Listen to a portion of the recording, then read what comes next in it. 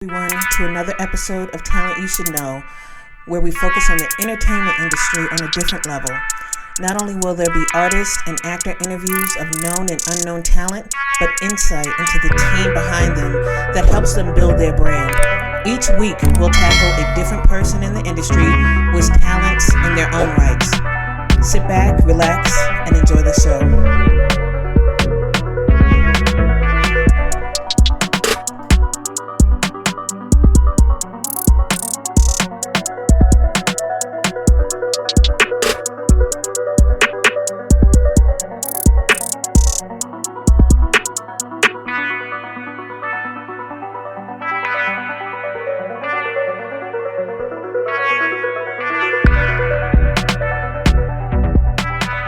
Welcome everyone to another episode of Talent You Should Know with Zag. Today I'm really excited. We have with us DJ Demp. How are you? I'm good. How are you doing? I am so good. I'm having a good day. Or I try to say every day is going to be good. You know, you make it a choice. Every day is going to be good. Somebody almost had threw off my energy earlier today and I just wouldn't let it happen. Good. So when I was, just kind of doing a little research, I got more and more excited about speaking to you. So I'm just going to get right into it. And so you started DJing, right? When you were 13, is that correct? Yeah, probably around that time, maybe even a little bit earlier. But I think the information that you received was when I said, you know what, 13 is what it is. That's what I'm sticking with. Okay. And that's when I think about it, if that's the case, and that's when you're lugging around vinyl, right? That's crazy. That was the vinyl days. So if I started, no, to be honest, no. Okay. That's when I was lugging around tapes. Wow. Okay. When I started DJing, I didn't start DJing on turntables. I started DJing with cassette tapes. Wow. So yeah, I was providing music. I hadn't known about the vinyl part just yet. So when I started, I would use either 2 tape decks or a dual cassette tape deck. And so that's how we did it. So I would have to queue up music. It was hard. It wasn't easy. Yeah. I can actually sit and remember as I'm thinking of it now. That's one of those memories that I have where I can remember having to cue a tape to find the song that we wanted to play next. It was totally different than what it is right now. So tell me how you got in with or you put together Ghostown DJs, because my boo, let me tell you something. That was my song. Whenever it plays, you know how songs invoke a memory, and it's like, I remember exactly where I was when it was playing. Yeah. So talk to me about that, how that all came together. Okay. We had I was already a DJ before the whole Ghostown thing came about. I was already doing my thing in my city, already a big DJ. And so my manager, who is actually Ghostown, my manager is the brand. He's the person who made Ghostown. He's the founder of Ghostown. And so what Ghostown is it started out as just beat makers. Yeah. So he's a producer. You know what I'm saying? He's actually the one who made the My Boo beat. Yeah. So what ended up happening was I was already a member of another group that was in my city. And so my manager is the one who made My Boo. I didn't make My Boo. Right. You know what I'm saying? I didn't produce it. He's the one that found it, came up with the song with a couple other people from Atlanta. Right. And so when he needed the members to form the group, I was one of the people that was selected. Wow. Because of just my talent that I already had. Mm-hmm. So I end up becoming a member of this is right when everything pretty much, it was where the song blew up fast as it was made. Right. It wasn't one of those, like, songs sometimes, songs sometimes get made and then they come out and they probably around for a year or so before you eat, before they even catch traction. Right. This particular record took off the first time it was played. Mm-hmm. It was played by Greg Street in Atlanta during Freaknik. Yeah. And that in the song spread. It was an instant hit. And we started touring. We toured the whole summer of 96. We toured the whole summer of 96 because we used to put on a show. But as far as Ghostown, the members, Ghostown DJs, it's really just me and my manager. And we have other affiliates because even the girl who sang my boo, she's not a member of Ghostown DJ. She wasn't, right. You know what I'm saying? I'm an actual DJ. I'm pretty much the fake, because he's behind the scenes. So Ghostown really, the meaning of Ghostown DJs was really to be heard but unseen. Okay. You feel what I'm saying? So that was the whole meaning. Like, we wasn't even supposed to be like a group of people that can actually tour and all that. It was more so making music, but then it ended up transforming into that. So as far as Ghostown DJs go, I'm the face of Ghostown DJs. Right. So everything you see, everything you hear, most of the time it's gonna say DJ Demp. Yeah. You know, in the whole nine. So, and I've been carrying that since 96.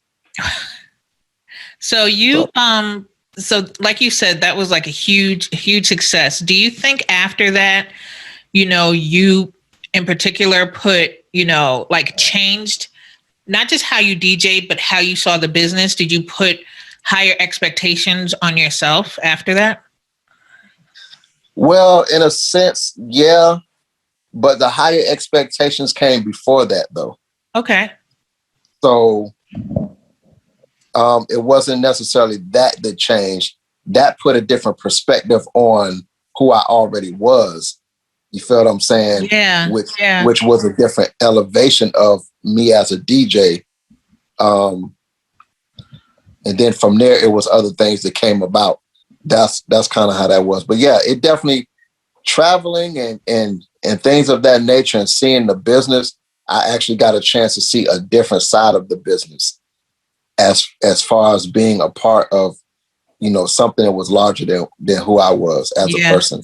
You know what I'm saying? So I definitely got a chance to see that, and it did change a whole different perspective.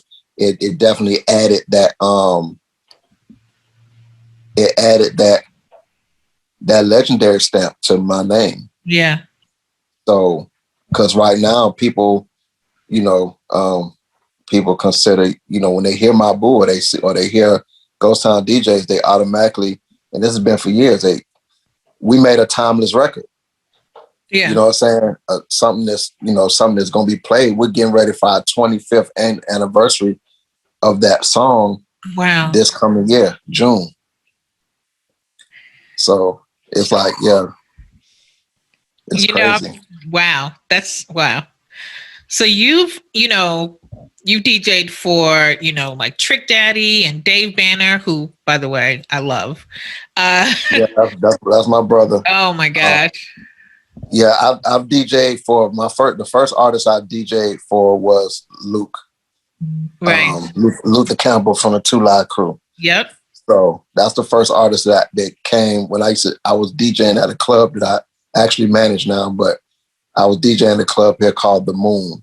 And Luke is also a good friend of ours. He used to always come up and, hang out, and good friends with one of my mentors and big bros. And he was, and I can remember when it happened, I got banned from the club that I was DJing at because I was one of those DJs that was so good. Yeah. They said that I incite riots. I was a hype DJ. I was very hyped. So like when I'm in the DJ booth, the club is going bananas. Right. That's all I can say. I made the club.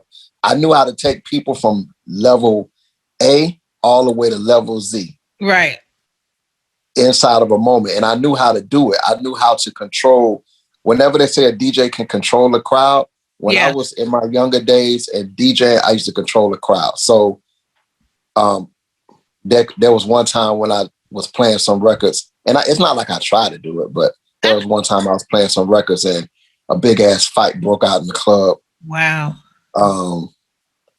And it was all in the paper, DJ Demp incites riots or whatever. So Luke came. Luke was like, man, F the club, come on the road with me as my DJ. Yeah. And so that's how I ended up becoming his DJ. So then from Luke, it was Trick Daddy. I ended up becoming Trick Daddy's DJ. Obviously, that's closely connected as well. Right.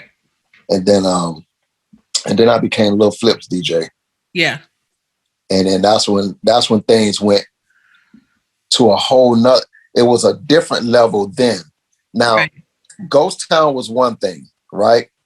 My touring with artists was a whole different situation because, like I said, Ghostown, after My Boo and the good year that we had and all that, with the success of the record, at one point in time, everything kind of started to like die down. Yeah. Because other songs come out or whatever. Even though the song was still being played, when the song comes out and it's like the success of the song starts to go down. So people kind of forget about it and things like that. So it wasn't necessarily Ghostown all the time. Because we didn't come out with any other records right past that record. But then so fast forward, I'm DJing for now these other artists, and then I get to Lil Flip. And when I started DJing for Lil Flip, and like I said, I had my career as DJ Demp on the side as well. Right. It wasn't just carried by other people. I was already DJ Demp. I had started Demp Week, which is my birthday celebration. That started at the end of Ghostown DJ's tour. Yeah. When we came home, because I was celebrating, we had just got a gold album, and I was celebrating my birthday and all that. So that started in '97. Yeah, it's amazing what you've done with that. That was a good time in my life. That was, like I say, my career has been DJ Demp by himself, Ghostown DJs, and then DJing for other artists. Right. And I think that what's so amazing about that is it goes to something, you said in Clubhouse, and what I've heard repeatedly, and it's about building relationships, right? It's all about, not just what you're known for as an amazing, DJ, but also, who you are and who you touch. You know what I mean? Right. Yeah. No, it's been good. It's been building those relationships, and before social media, a lot of this stuff happened before social media. Oh. So the relationships were genuine relationships. Yeah, then Juvenile was the last one. And then at one point in time, I was Juvenile and Trick's DJ at the same time. Yeah. I had to share the schedules.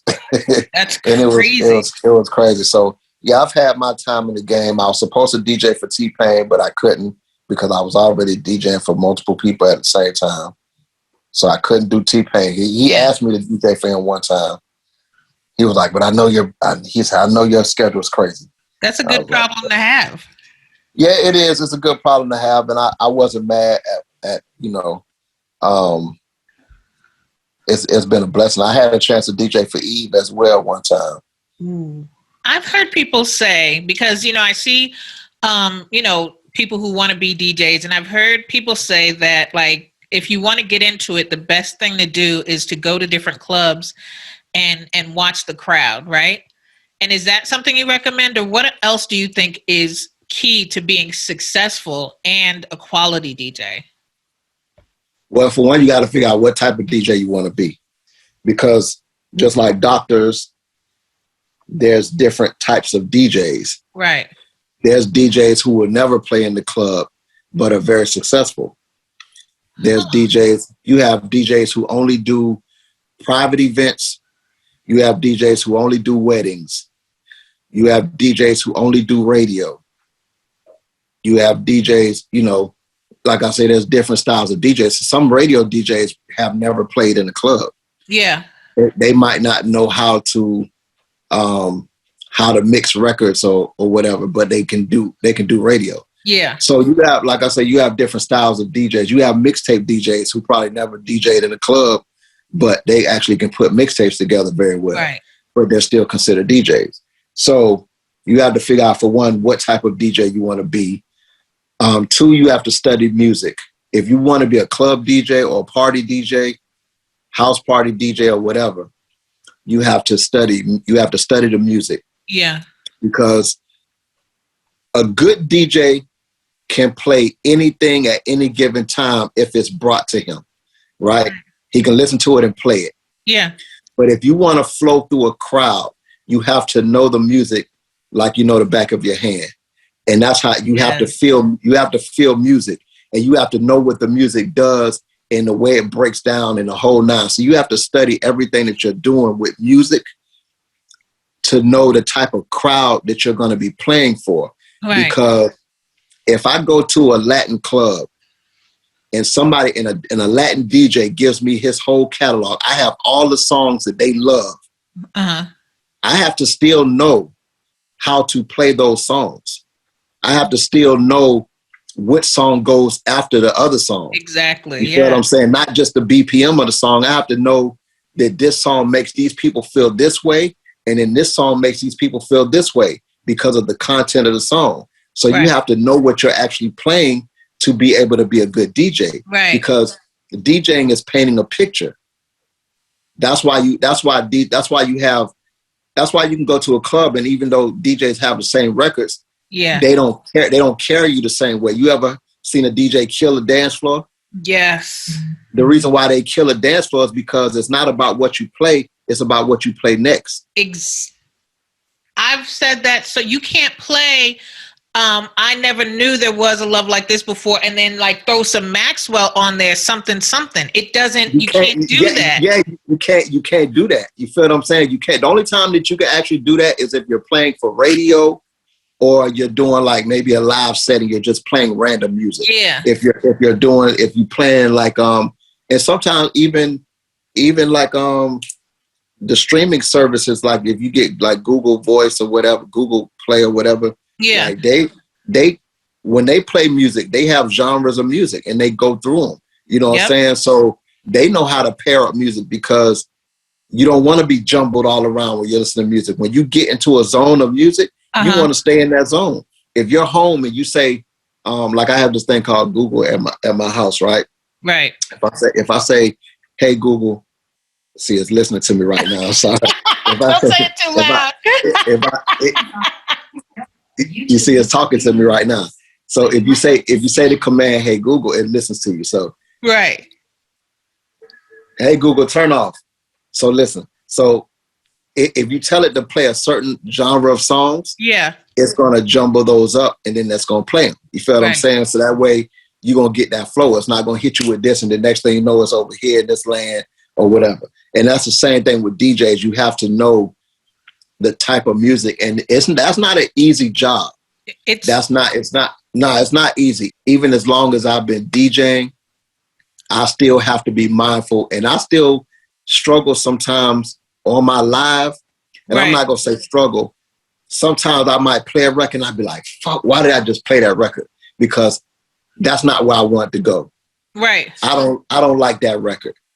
But I'm already in it now. You know what I'm saying? Yeah. And I really should have played this record because this record flows better. So that's why it's good to like know what you're playing. And I think that's a common misconception is that you can just go on and play the top 40 hits and then it's okay. And it's actually different. Like I might I go to your live for a certain thing, right? But I go to Ninth Wonder for another set, or I go to D Nice for something, you know what I mean? Because there's a different feel for everything. And I think that, that might be one of the things people don't really understand is like you said, is understanding the music, not just understanding the crowd, but how you play that, how you work it and making sure that, it's emoting the feelings that you want at that time. Right. But also the one thing about me that I can say is I don't play one particular way. Yeah. I might play one particular way often. Like right now I'm in my slow vibes. You feel what I'm saying? So because I'm a calm person. So I love playing slow jams. But to be honest, that wasn't my forte. When I was in the club, I was playing trap music. Like I was playing all the Jeezys, all the Rick Ross, all the T.I.s and all that stuff. That was the music that I'm normally used to playing. But if you catch me on live, the Demp After Dark, more than likely you're going to catch slow jams. If you catch me at a random point of time, then you might catch everything. I might play some reggae. I might play some New Orleans bounce music. I might play some down south juke music. I might play some bass music. Like there's so many different genres of music that I know how to play. I don't know everything, but there's ones that I'm familiar with that I can flow you through, that you can catch an actual set from me. And you can be like, damn, I was so used to hearing them play this way. I didn't even know you could spin this way. So I am very versatile when it comes to music in the different ways. I don't have one style, but that's because I've been DJing for so long, and the type of clubs that I've DJed in requires you to know how to play these types of records. Yeah. So that's why I say as a DJ, you have to study. It is good to be I go in the club sometimes and sit and watch, because that's homework. Mm-hmm. You feel what I'm saying? Especially if you're not DJing at the time. Like I used to do that when I wasn't getting booked a lot.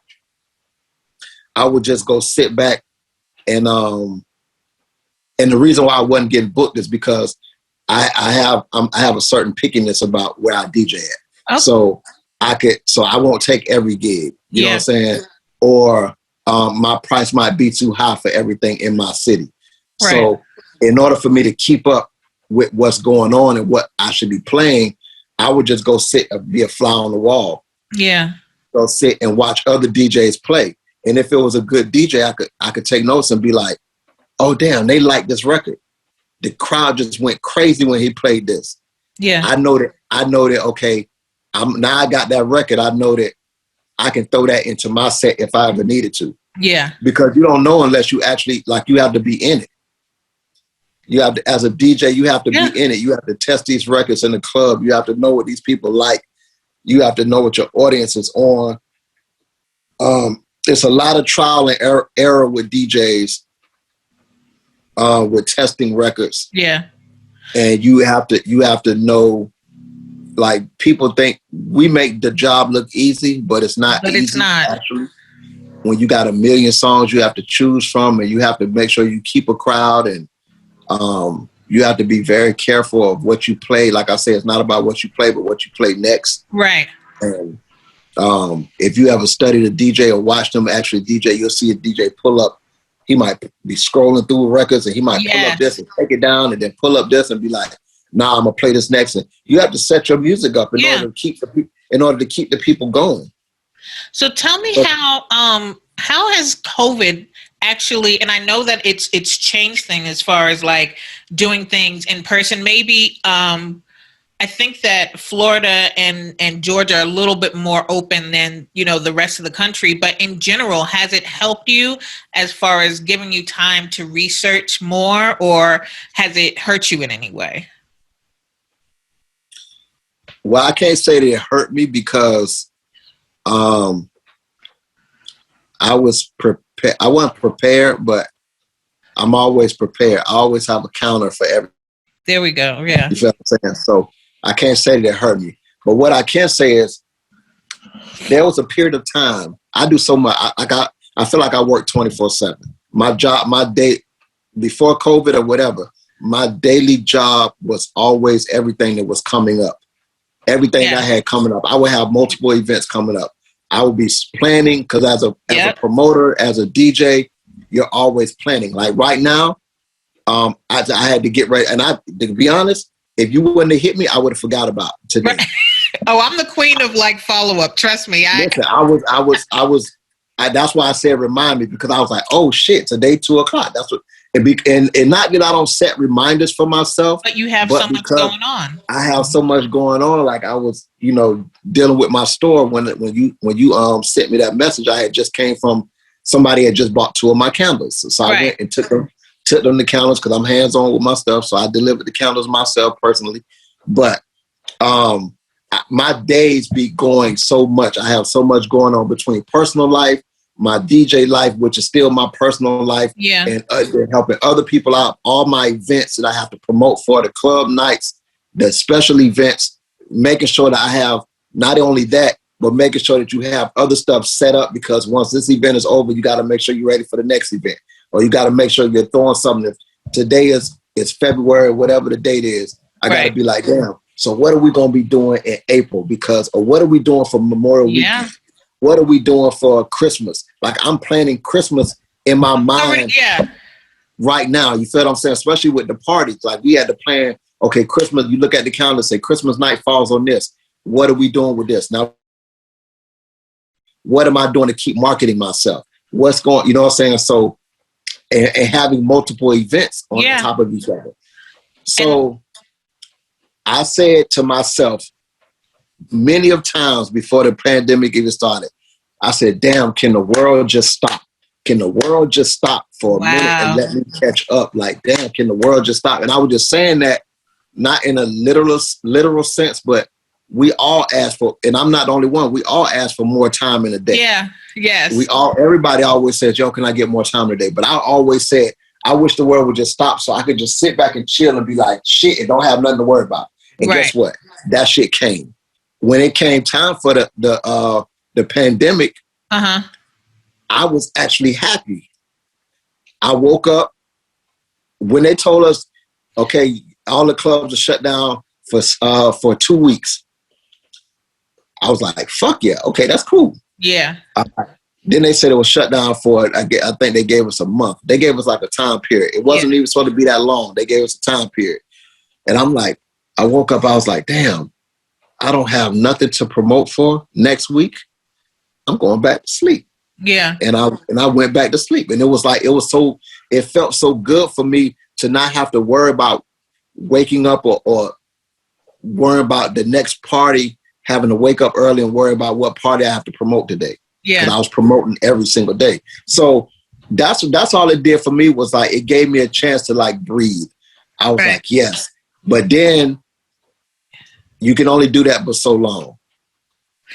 Because you get comfortable, and you don't want to ever be comfortable, right? You don't want to be, you don't want to be comfortable. And then people started asking me to go live. This is how I started going live. People started asking me to go live. So then I ended up having to figure out the whole go live thing, because I didn't want to. And I ended up doing it. Yeah. And so from there, it just became, now I'm on live and I'm getting back into and then on live thing. So before the pandemic, and like I said, I'm very long-winded, but I'm just giving you the real me. Yeah. Before the pandemic, I wasn't DJing as much because I was promoting more. Right. And I would turn down gigs because I wanted to make sure if somebody got me to do a party, that I was right for the party. And because I wasn't DJing is a sport that you have to stay in it. You have to be in it constantly. Yeah. So I wouldn't take a lot of gigs, but the pandemic allowed me to get on live and practice, and people didn't know that they was watching me practice. They thought they were just watching me, and I'm still in practice mode. Every time you see me on live, I am practicing.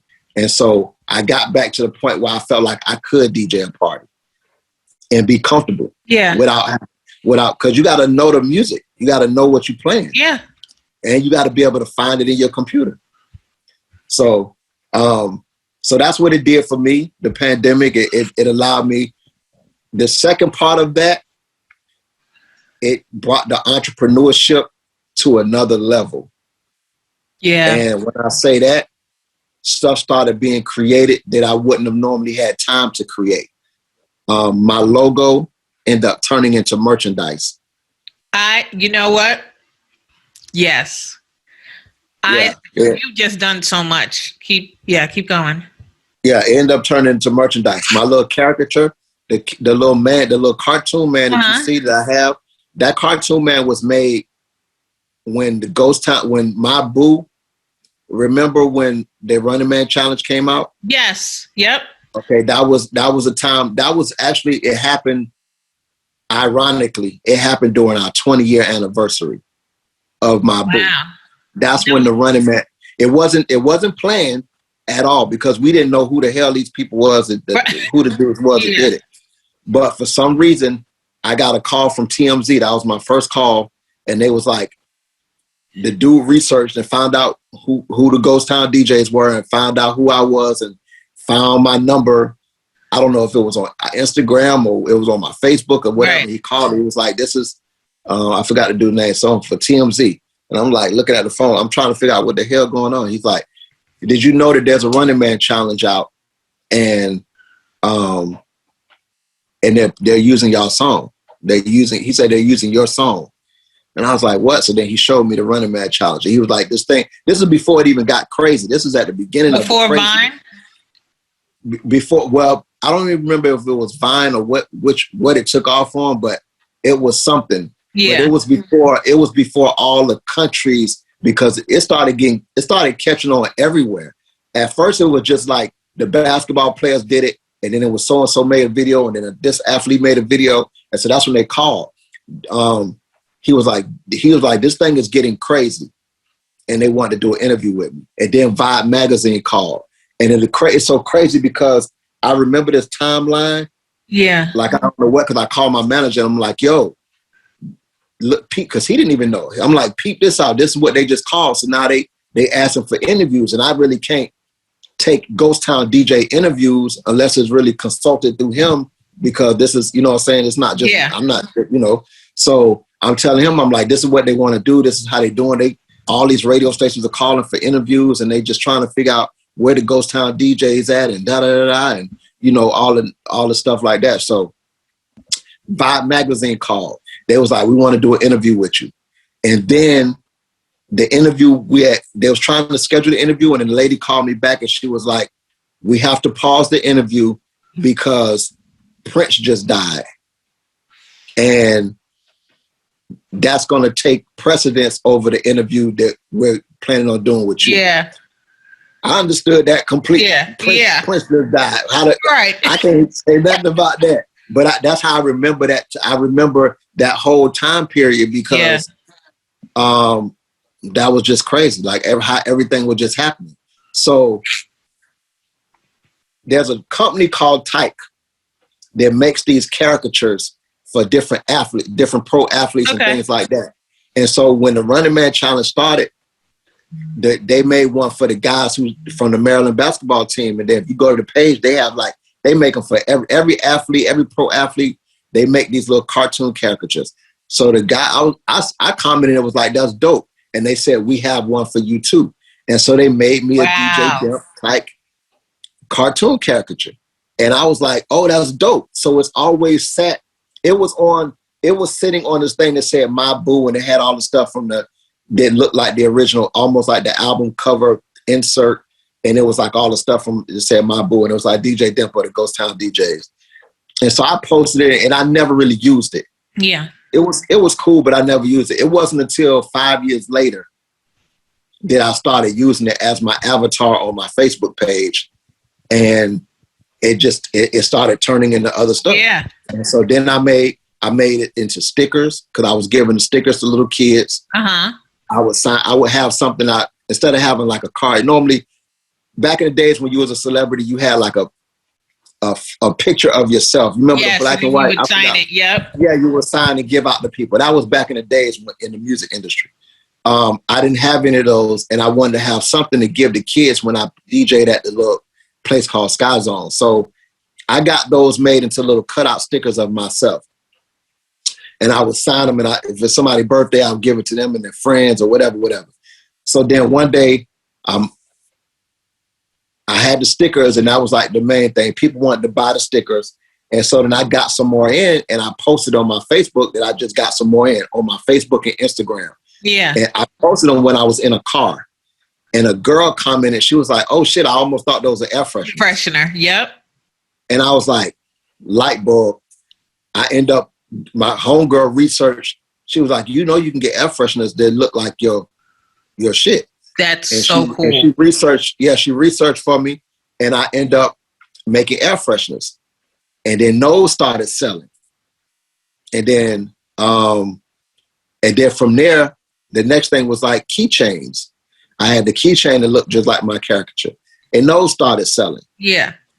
And then I had on my shirt one day that had my DJ Demp logo. Somebody custom made it for me. I wasn't trying to sell them or nothing. Right. Somebody had made one for me to wear to an event.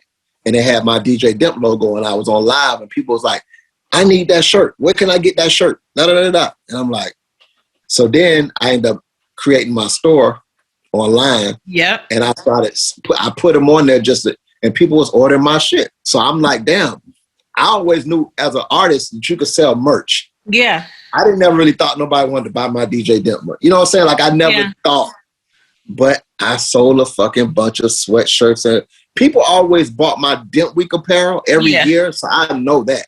I'd sell that every year. Yeah. People buy my Demp Week stuff. I never really thought about selling just my DJ Demp apparel. People buy it. They want hats. They want socks. They want everything. So it's been a blessing, man. And then my latest venture. Yes. Is honey. Listen, let me tell you about how good this honey looks. You talking about how it looks. The wildflower. Oh yeah, I'm ordering some. Trust me. And then you talk about how it looks. You gotta see how it tastes. Oh my gosh.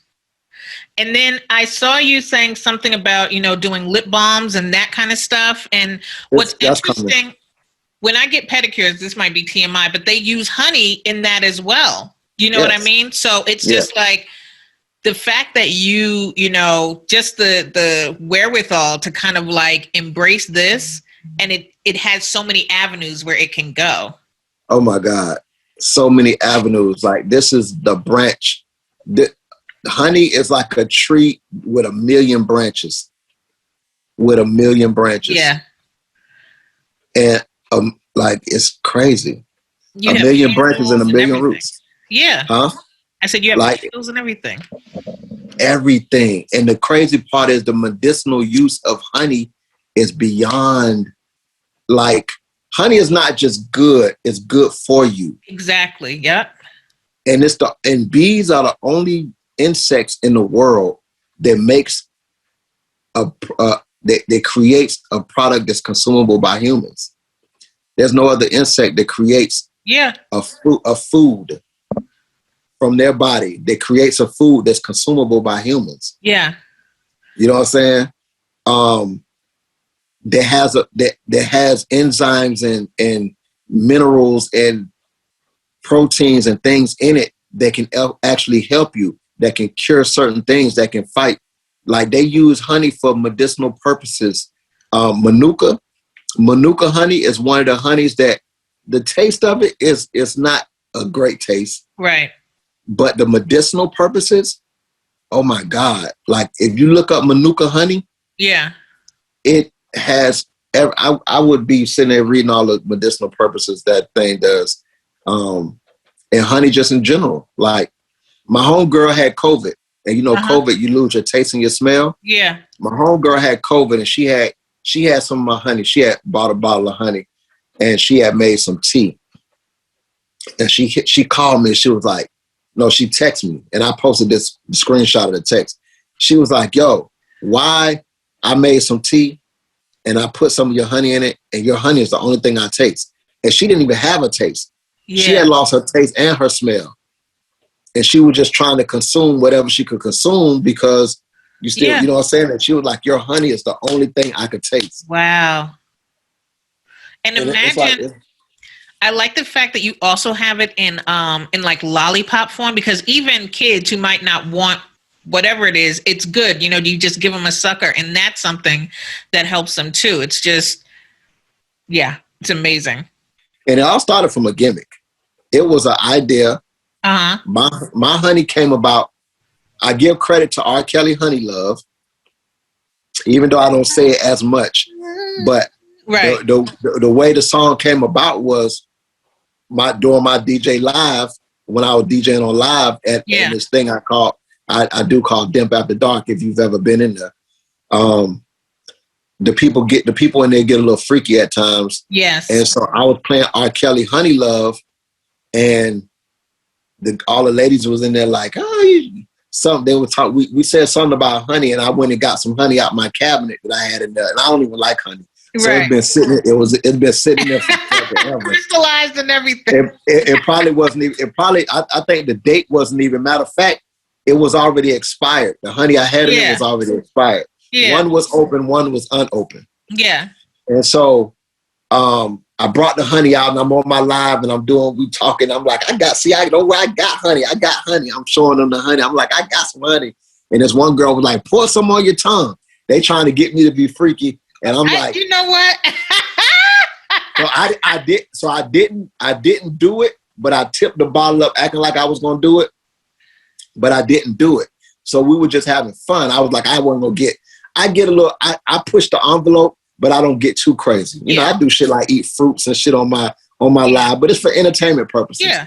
I don't really never step over that boundary. Now I have done stuff like show my toy, cause I sell toy products too. So I have done stuff like show the toys on there. And it's an adult content night. So Demp After Dark is where you can come. I say you can come be yourself without being judged. So people be on there talking about all kind of stuff. So the R. Kelly Honey Love, I'm playing that. And they give me that honey love. And they just vibing. And then the honey comes out and they like, you need to have your own honey. We will buy that.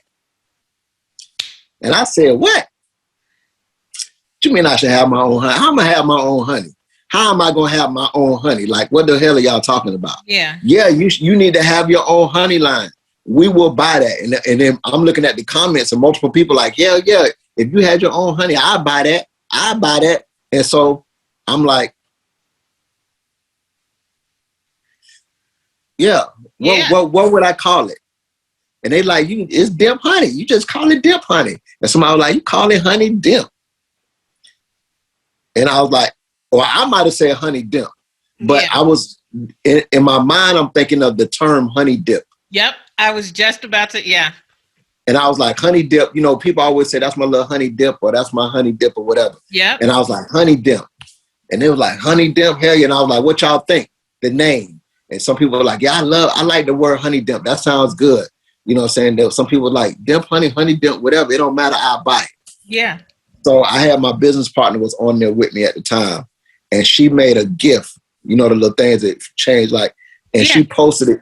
On live, you can post GIFs, but you can't post pictures. But you can post like, you see people dancing or whatever. Yeah. You can post those in the live. So she made a GIF that had my picture, that had my caricature on the front of a honey jar. Wow. And she posted it in there and she was like, yeah, and everybody was like, yeah, see, Demp, you had your shit look like that or whatever. So that night, we ended up starting to do something. She did some research, and then she hit me up, and she was like, you know, you can have your own honey if you wanted to. She was like, just let me know, and I do more research, but you can do it. I said, well, fuck it. I said, yeah, and this was in December. This was like the top of December. Yeah. I was like, well, fuck it. I said, so I was when I was on my live, I was like, all right, y'all asked for it. I said, I'm gonna do some, and I'm gonna get it ready for Christmas. So that way y'all have Christmas sets. And so in my mind, I'm thinking, I'm just going to create a honey package for these people. Right. And we'll give it away. We'll sell it just for the holidays. Yeah. No. So I ordered enough honey to do like 75 to 100 sets of honey, gift sets. Wow. And we talked about she wanted to do more. And I was like, I didn't want to do that many because I didn't know. And I didn't want to be stuck with honey. I'm thinking like 10 people gonna buy, 15 people might buy the fucking sets. I don't know. That's what I'm thinking because you got to be careful. I've been in the promotion business long enough to not jump on ideas of two or three people. Like somebody might be like, "Who do y'all want to see?" Like let's say if I'm like, "Who do y'all want to see next in the city?" and somebody name out an artist, and you see a couple people like, oh, hell yeah, you book that artist. It might just be those couple people. Those three people, right. So you have to be careful of how you let people amp you up to do certain shit because it might not be the masses. This is why companies do research in markets because some people might love, but that might not be the, you know what I'm saying? So I'm thinking to myself like, okay, yeah, you'll buy honey from me, but will you and 10 million people buy honey from me? Or will it just be you because you want to buy honey from me? You feel what I'm saying? Yeah. Like I'm thinking these are my fans on here talking, so I had to be careful of if somebody gonna buy honey Demp that's not a normal fan of mine. Right. That's who I need to be figuring out because once you buy and you're a fan, that might be it. Now I done sold. So I didn't do that many. I didn't do that many sets. I said I was going to do it for Christmas and be done with it, and that would have been it. Yeah. So we did the research, came up with the packaging. I started out coming up with, like, we said what we was going to put with it, with the gift set. Thought about different kind of candles and all that, but then everything started coming together. We're making the candles, beeswax, and everything that goes in the line of bees. Yeah. And it's beautiful. I'm looking at it right now. It's just like, I even love the little bee that you have on the outside of the candles. I think that's so cool. Oh yeah, the little bee that. So that's all the little extra touch of everything that goes along with the whole honey product. So the bees are 100% pure beeswax candles, made from the comb. Then you got the little bee that's on it. Even the name Honey Demp, the king of the hive. The hive is really like all my supporters. That's the hive. Yeah. So I would be the king of the hive. So that's why on every bottle you see the crown. Yep. On the bee you see the crown and all of that stuff. And so everything has become like the whole bee thing. And I made a video that shows the process that's on my website. So it shows me pouring the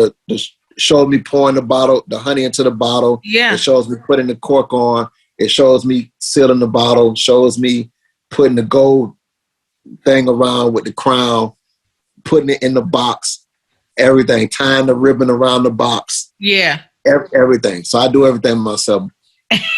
I love about this story is that it kind of talks about, obviously what, the entrepreneurial side of you, but it also shows kind of, how the universe, kind of gives back to you because you are super philanthropic. Like when I was researching you, I'm talking to my son. I'm like, he does, you do the anti-bullying rallies.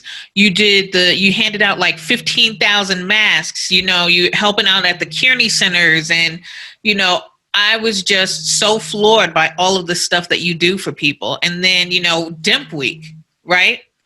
Which you do every year. And this was the 24th year. Next year is 25 events you do every single day. And it's like, I really feel just all of your success. It's like a boomerang. You know what I mean? Can you talk a little bit about, Demp Week and how that came about? How it came about? Yeah. Well, that goes, like you said, the boomerang. The boomerang. So that goes back to Ghostown DJs. Yeah. So we toured all of summer 96, all the way through summer, winter. We finished touring. Everything kind of slowed down closer to like November, I think, when everybody came like home, all like the dancers and all that. We had our breaks and stuff, but we was out on the road traveling for a long time, all of that summer. So we had just got a Go album because that was the success of the song in that short period of time. Right. And so coming home from all of it, and I was like, and like I said, once I was still out on the road doing stuff, even when all the other people, like the dancers and all that stuff, even when their time was up, I was still one of the people who my manager was like, well, it's us. It's just us now. You know what I'm saying? He told me, he said, we have to make sure we continue what we're doing. You're the Ghostown DJs. Yeah. And I was like, oh shit. Okay. That's what's up. All right. So we come home and like I said, we had just did this gold album party in Atlanta where they gave out the plaques and all that stuff to people. And it wasn't just us. Like the gold album was actually the So Def Bass All Stars, because our lead single, even though all the success from that, because they never sold out, they didn't sell My Boo as a single. They sold it They sold it as the whole album. So you had to buy the whole Bass All Stars in order to get single. My Boo. They had it available as a single, but it was available only through certain outlets. Like if you really wanted it, you had to purchase it. This was before downloads even existed. You know. So So Demp. So at our Gold album party, you had all the artists that was off of the So Demp.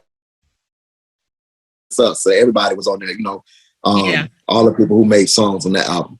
So we had got our Gold album, and so during Demp Week, I was celebrating. I was already in my city, a big DJ at the time. That was just something added. Yeah. So on any given week, I'm at the club on Tuesday, on Wednesday, on Thursday, on Friday, and on Saturday. Sometimes there might be a party on Sunday. Very rarely there's something on Monday. Probably never. Because that's kind of like you resting right at that point, right? Right. So the week of my birthday, I was like, at this time, shit is new. Like I'm Ghostown DJ. I'm so, you know what I'm saying?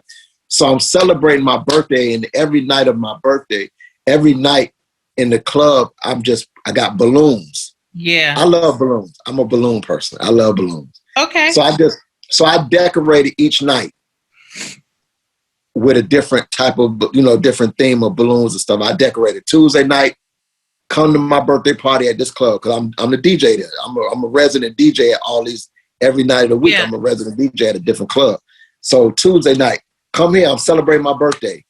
Balloons in the club. Wednesday night, come to the Moon, I'm celebrating my birthday. We got so-and-so coming to the club. Balloon. Thursday night, same thing. So my mentor, the one who got me connected in the Ghostown, he was like, oh shit, this is like Demp Week. Yeah. So when I first started Demp Week, it wasn't called Demp Week. Yeah. It was just me celebrating my birthday. It wasn't until after that happened that it was called Demp Week, because he named it Demp. He was like, he didn't even name it Demp Week. He was like, this is like a Demp Week. Yeah. Because in my city, they have weeks. The Greeks have weeks. Right. Kappa Week, Alpha Week, Delta Week, AKA, you know what I'm saying, AKA Week, or Alpha Week, however they say it. But they have weeks. So those are the only people that was known to have weeks. He was like, this is like a Demp Week. Like, yeah, it's Demp Week. And that's how the name was born.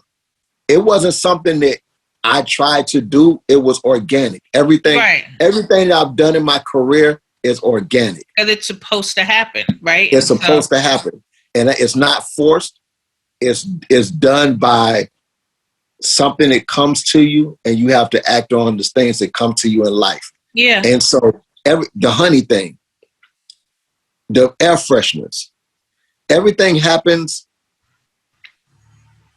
The pandemic, like, yeah, I go with the flow of the things that are put in front of me that says this is for you. So I want to talk about that, because what also struck me is that this year you were doing fundraising for Demp House, which is an anchor recovery sober living. And I know that you partnered with Serena Mina Pillay, and who opened up a treatment center, a couple of years ago. So why is this, what kind of made you partner up with her, and how's that going? Because I know you wanted to open it this month. So how's that going? And just talk to us a little bit about why it means so much to you. All right. So Serena is my business partner. That when I speak on business partner, she is my legitimate business partner. And when I say business, that means we have business ventures together. So she's the person who, she's behind the Honey brand as well. Yep. She's the person who does that's the one who was on my live and whatever. But so Serena owns Anchor Recovery. That's the underlying Demp House. So Serena owns Anchor Recovery. This is something that she founded, and she's the CEO of. It's a treatment center, and they do all of the drug testing for Leon County and abroad.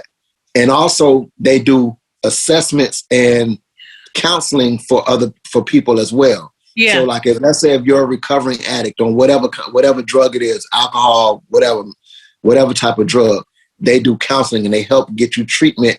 That way you can recover. You see what I'm saying? She has a center, which is a drug treatment center. And how I met, she had already previously met me a while back, but it was informal. Yeah. It was like through people. I didn't know who she was. She knew who I was because I was DJ Demp. I didn't know who she was. Right. But she had met me because the circle of friends are like closely knit at some point. She was scrolling her Facebook and she was scrolling it for one last time because she was tired of Facebook.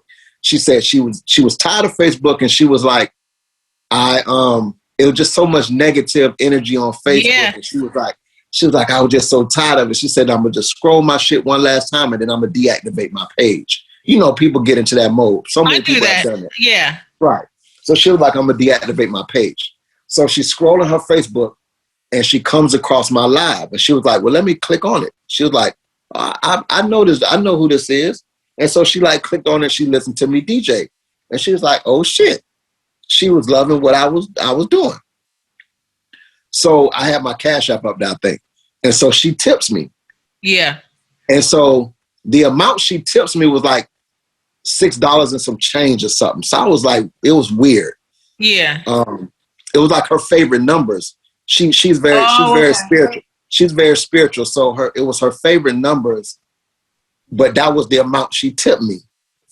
And so I was trying to figure out who the hell this person was that tipped me and why she tipped me that. Right. You know what I'm saying? So I was like, I ended up seeing the name, but you can't contact somebody when they Cash App you because it doesn't allow you to send a message. Yeah. So I had to go back. I looked at the name. I had to go back in my live and research and see who the fuck was on my live and all that crazy shit. Wow. So anyway, I ended up finding her on my live and I inboxed her. I said, thank you. Appreciate the tip. Why'd you tip me this? Da, da, da. She was like, oh, that's my favorite numbers. And I was like, it was weird. Most people just tip $5. Most people tip 20, 10. Yeah. You tip this and some change. I'm like, where the hell that come from? Like, what makes you tip some change? Like, what was on your mind? She was like, oh, no, those are my favorite numbers. And so that's why I tipped that. So I was like, oh, okay, cool. We laughed about it and all that.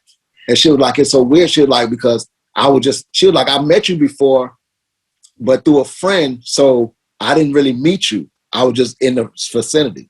Yeah. And she was like, well, I appreciate the music and all that because I was about to deactivate my page. And I just got zoned in when I heard you DJ and the whole nine and da da da da. And she was like, do you do parties? I said, yeah, I do parties. And she was like, well, I have a birthday party coming up and I like the way you DJ. Would you DJ? And I'm thinking like, well, I can do your party, but I can only do your party from my house.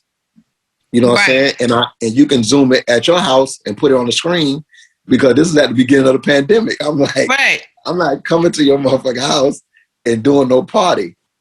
I would DJ at my house and you can Zoom it to your crib and y'all can have whatever guests y'all want to. And she was like, well, no, it's going to be outside. You know what I'm saying? So you can be, she was telling me all the protocols and who she was and, and the whole nine. At the time, okay, when the pandemic started, I don't know if you remember, but there was a time when nobody could find masks. Oh, yes. I remember that. I do remember that. Yes. Okay. Nobody could find masks, right? She was the only person in the city who had access to getting masks. Listen what I'm telling you. I'm talking about from the hospital. I'm talking about from the hospitals to anywhere abroad. She was for some reason, there was a mask shortage. And this was before people was making custom masks. People was just trying to get this. It was so brand new that people didn't know about anything. People had just started like trying to figure out, oh, well, so-and-so sells masks, or it was nothing. So the real mask that you can get, right now you can go on the gas station and get masks. Right. At this point, you could not go to CVS. Oh, I know. Go to Walgreens. You couldn't go at Home Depot. They didn't even have them there. They had sold out at I remember when the mask shortage hit, my homegirl had just bought the last KN95s before they pulled them off the shelf at Target because Target didn't know Target didn't know that it was going to be a need for KN95s. And they used to sell them at Target on a regular. And she had bought some, and the next thing you know, she go back to get some, and they're like, no, we don't have them anymore. We're not getting no more. Target had pulled them off the shelf. So Serena was the only person, because she was a treatment center, she was the only person that had access to masks. And she was getting them. So she was the supplier in the city for people that wanted to buy masks, right? So so she's telling me, she's like, yo, and I get you masks or whatever, and you can do my party and da-da-da-da. And so she was like, and I'll even pay you more to do my party. Wow. You'll be socially distanced. Nobody won't be around you. It's going to be outside, whatever. So I can't come to the DJ booth, right? Right. So I was like, damn, because she didn't want to do it virtually.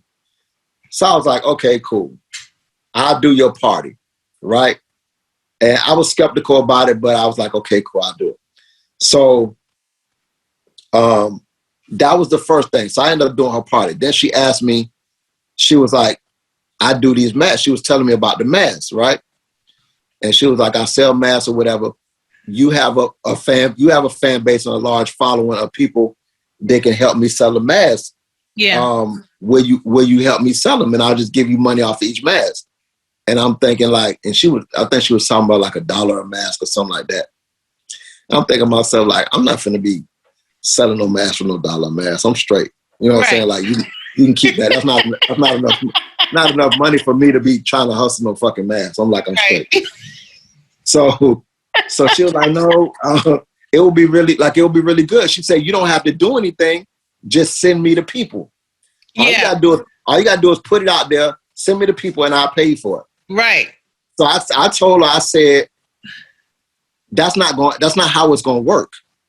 Yeah. I said, because if I start sending you people, I'm gonna have to be dealing with these people at some point in time to make sure that they straight, because you're not gonna be dealing with these people. You're gonna deal with them, but these people who, if they come through me to get some shit, they're gonna be dealing with. So I said, that's how I said, you saying it's gonna go like that, but that's not really how it's gonna go. But I'm gonna take your offer up on it. It's cool, whatever.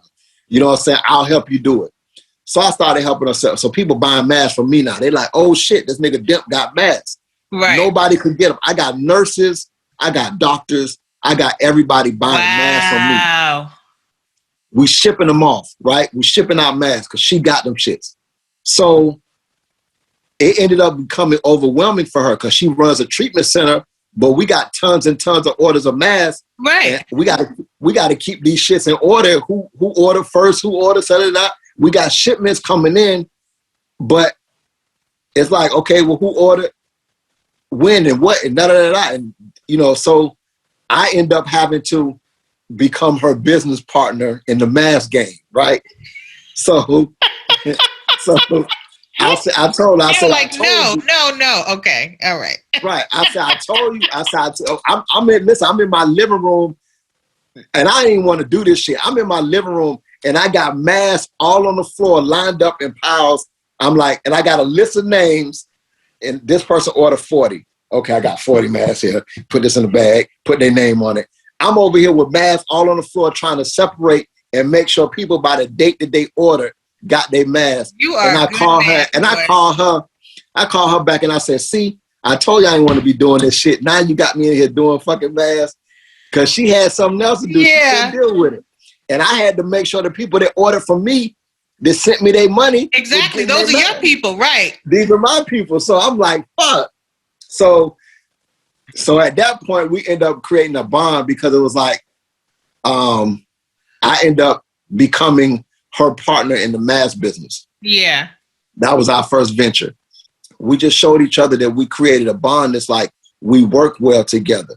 And so then fast forward, after we're doing that, she shows me how to set up my online store because she's good with that stuff. She's owned a hair store and the whole 9 and have online stuff like that. So she knows how to do that.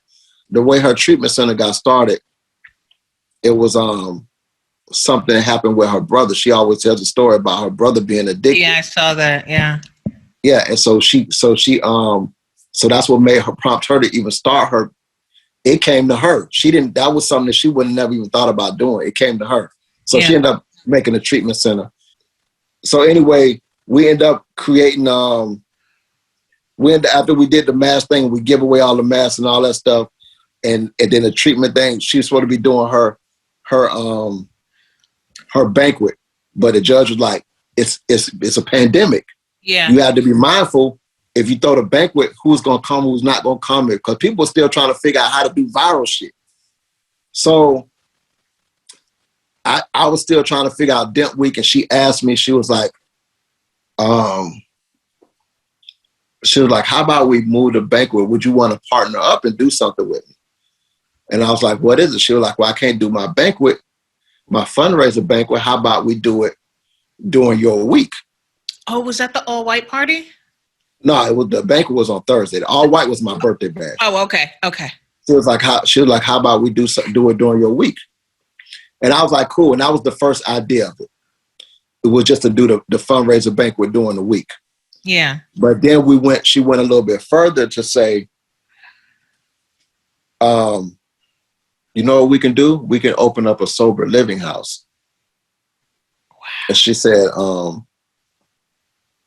we can name it Demp House. If you want to be a business partner with me. Wow. And I was like, that sounds pretty good. So give me the details. And she started running down the details of what a sober living house is and how it is and all that. So this idea is really her baby. Yeah. But it's her baby and my baby, because once she explained everything and how everything was, it was something that touched me as far as this is, because she already know that I feed the homeless. Yeah. And she knows about all the philanthropy stuff that I do throughout the year. So she's like, this is something else that's right up your alley for what you normally do. And it's also part of the treatment center that I do. And we'll call it Demp House because this is your project. Well, everything you do with her, and I don't know, and you probably noticed this already, has to do with healing. From the masks to the honey and the attributes of honey, and now this, sober living place and healing people to the point where they can function. And so that's just like a beautiful relationship. And obviously, something that, was meant to happen, like you said, because you already had that history of giving back, and here it is now even more so. Right. So that's what she was. That's the reason why she brought it to me. She was like, "Look, this is what it is. This is what a sober living house is, and think about it. But what would you be interested in doing it?" And so I thought about it, and I said, I came back to her, and I was like, you know what? I think it's pretty dope that I could have a house, because I've seen them before. I've seen different things of trying to help. I mean, we're always trying to help people recover, but I've seen one of these before, and I was like, wow, I could actually have a place that would help people come from this stage and go to this stage and be able to come back and, because that's always a beautiful thing. And so we talked about the idea for a minute, and then it was getting closer to Demp Week, and we was like, we got to make sure this happens. It's important. So then we end up putting it together, and it was during the pandemic. So the banquet was cool. We didn't have a lot of people attend the banquet because some people did it virtually. We had the option of whether you could come in person or you could pay for your ticket virtual and watch it and the whole nine. So we did that. Banquet was beautiful. Decor was beautiful. And we raised a little bit of money. We didn't raise a lot of money, not like a normal banquet would raise. Right. We raised a little bit of money. Nothing to be able to pay for no house or anything, but everything that you do by faith and if you believe in yourself will happen. It don't matter if we raise $1. If I raise $1 and I need to open up a sober living house, I'm going to still open up that sober living house. That $1 is just going to go to the $10,000 that I need. I just need 9,999 more. You know what I'm saying? I love it. Yeah. That's all I need. So that wasn't a discouraging. More so the fact that the speaker and and the ambiance and the people that attended and all that, and the press that we got from it was good. Yeah. It's a lot of research that goes behind doing it. It ain't something that you just do. Yeah. It's something that you have to be very particular. You had to have certain licensures, and you had to have certain things that has to be required by the state government and things like that in order to be able to open up one of these facilities. So we're going through the processes and getting everything together. We already got through that part. Now we have to get a house, and we're getting ready to find the actual house that we're going to use, so that way we can get everything done. So we can get to the point where we can get our ribbon cutting and open up the crib and have the first Demp House, which it will be the first of many that I'm thinking of, because it's something that's needed. And they have sober living houses here already, but one thing that's going to separate our sober living houses from the ones that are here, and the people know it, they already know it, because we met with other people who have sober living houses. Right. Because we're a treatment center, we're actually able to offer treatment in the program, which most people don't. They offer the sober living house, but then they have to outsource treatment from different places. We're going to include the treatment in the sober living house. So that way, if you come to our house, you get everything.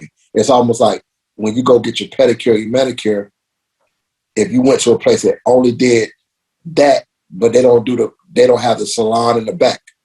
You feel what I'm saying? Now you can go in the back to get your hair done too. And your nails, and they got the place sitting right next door that you can go get your outfit, and you got you know what I'm saying? Yeah. And you can go get your eyebrows done right here in the next room over. So we're going to have a facility that's going to cater to all of that in one. Yeah. So that's what Demp House is. Demp House, you'll be able to come. You'll be able to be in an environment that's clean, and you'll be able to get your treatment and assessments. It's going to be required. You'll be able to get everything all in one versus having to outsource for certain things. Yeah, that's going to be so beautiful. That's going to be so beautiful.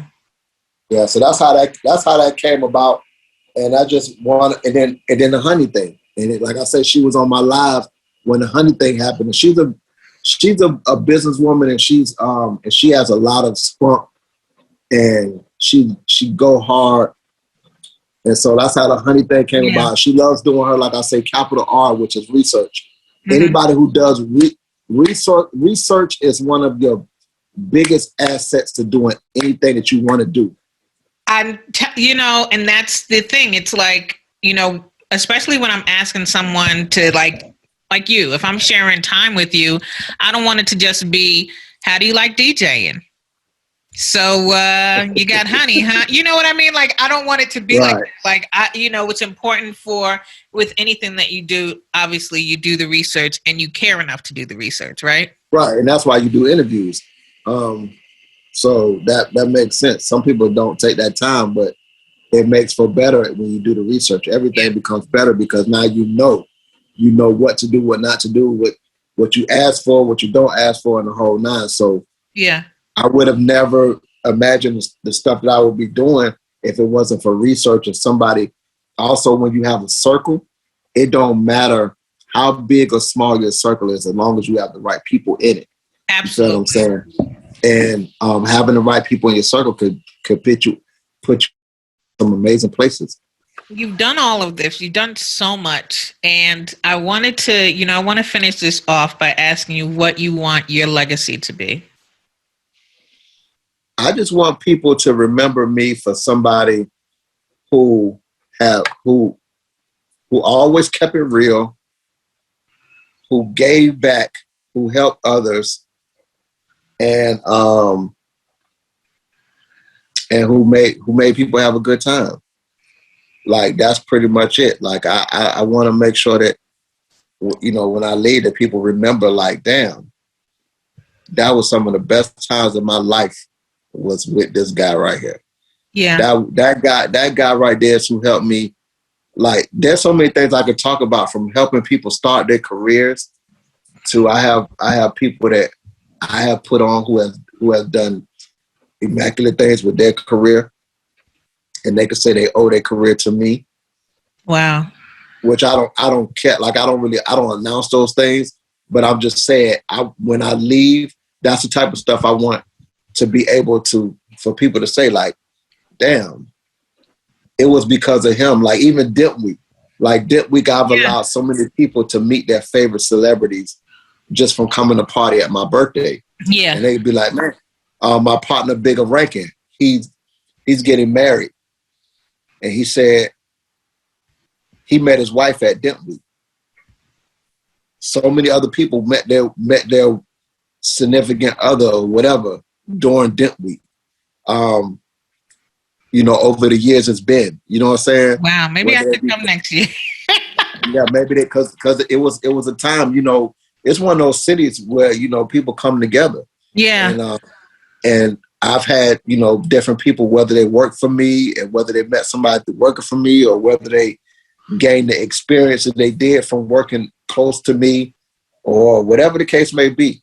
I just want to be that person who actually can use me to help others in a way that it helps them grow in their life to be able to help others. I'm saying, like, that's what I want myself to be known for. And I think you're doing that. Yeah. Yeah, with my legacies, I want to be somebody who, like, damn, that dude helped me get through this. Yeah. Damn, that dude helped me get through this. I remember when he did this and da-da-da-da. And with it not being nothing, because I do it effortlessly. Yeah. You feel what I'm saying? So it's not nothing that I do. I don't do it I just do it. It's not for anything. Like I don't have any reason for doing it. Like you said, it's natural. It's a calling. Yeah, it's natural. Yeah. Yeah, it's natural. So my thing is the love of putting smiles on people's faces. The kids, oh my God, the kids from the anti-bully rallies. Yeah. Like, to see the kids and everything, and to help kids and to help them overcome their adversities and just everything. That's what it's about. Well, thank you so much. This has been like, I'm telling you, I'm sitting here like, can we talk more? And I know that we all have stuff to do. Thank you for being here. You don't have enough time. I'll find some time. We'll find time at some point. But can you tell, for everyone who, even though they should, can you tell them where they can find you? Let's do that, and then we'll. Look at somebody just text me to my it's the honey for me. They put my honey dip in the smoothie. Oh, that's awesome. It's the honey for me. On my social media, at DJ Demp. Everything is DJ Demp. All my social medias have a verified check. So if you go to Instagram, type in DJ Demp. Facebook, type in DJ Demp. Twitter, type in DJ Demp. You'll find me and you'll see a blue check. My website, djdempstore.com or honeydemp.com. You can find me there. But any one of my social medias, especially my Instagram or Facebook, if you inbox me, I'm very active. Absolutely. I can attest to that. If you inbox me and say the right thing, I'm not going to just be active if you just send me a link for some music. But if you say the right thing, I'm very. If somebody says hi to me, 9.9 times out of 10, I'm going to say hi back, unless you just look weird.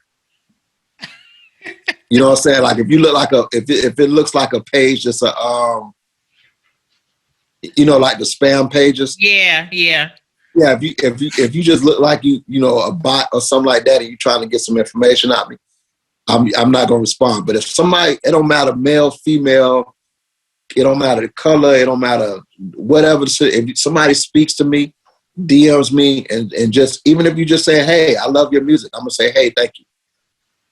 Yeah. I'm just like that. I don't ignore people. I try not to, because I know how that feels. Yeah. You know what I'm saying? So I'm very hands-on. I'm the one who controls all my social media. I don't have people that control it. I don't care how busy I can get. I do. So that's me. Thank you so much. I didn't even know. I didn't know you. And you sure didn't. But see, now you understand what I'm telling you is real, because I'm sure that you probably didn't think from that room when you hit me, Yeah. how the response was going to be. Right. I was like, okay, let's just. But you took your shot. You took you said, I'm gonna do it anyway, and I'm gonna see if he does, he does. If he doesn't, oh well, whatever. Yeah. But I like to be a man of my word, and if I say something, I don't just be like, I wouldn't come in there. I don't come in the room for cap purposes or to act like I'm somebody I'm not or whatever. When I come in there, I speak it. If I can do it, I do it. If I can't, I'm gonna let you know I can't. Yeah. One of my favorite words is that I like to use is I'll let you know. Yeah. Because if I don't know for sure, I'm not gonna say no, because if I say no, that could be an opportunity I killed for both of us. Yeah. And if I say yeah and I can't do it, then I just fucked up people's time and all that stuff. And I don't like canceling on people. So I'll be like, I don't know, I'll let you know. And then when I can let you know, I know for a fact, it's definite, but I will let you know. Well, the good thing is like you said that to me too. And then it was like, and I knew you were super busy, and it was like a couple of days later, I was like, I'm just following up. Just want to make sure that, and you're like so interactive. And I really appreciated that. So. Yeah, I try to be like that, because that's how I would want anybody to be with me. Yeah. So I try to be the same way. I try to give off the energy that I would like to attract. To receive, right. Yeah, to receive. So yeah, man, it was good talking to you, and you know, this is pretty cool. Thank you everyone for tuning in to another episode of Talent You Should Know. Please don't forget to subscribe to our channel as well as leave a review. Thanks again, and we'll see you next week.